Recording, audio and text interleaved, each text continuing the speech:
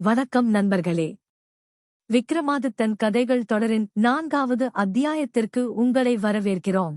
கடந்த அத்தியாயத்தில் பர்த்ருஹரி மன்னன் ஒரு மாதுளம்பழத்தின் மூலம் உலக ஆசைகளைத் துறந்து தவக்கோலம் பூண்டதை நாம் பார்த்தோம்.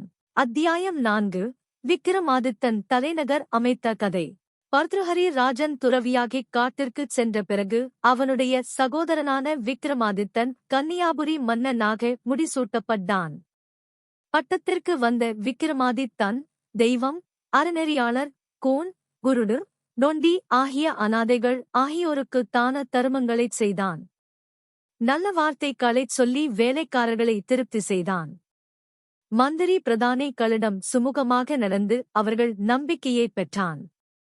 இவ்விதம் இருந்து வரும் நாளையில் விக்ரமாதித்தன் தன் பிரதம மந்திரியான பட்டியை அழைத்து, பட்டி, நாம் ஆட்சி செய்யும் பூமி சிறியதாய் இருக்கிறது.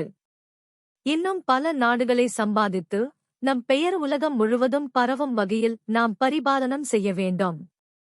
காதவழைக்கு காதவழி நீளம் அகலம் கொண்ட விசாலமான தலைநகர் ஒன்றை நிறுவி அதிலிருந்து ஆட்சி புரிய வேண்டும்.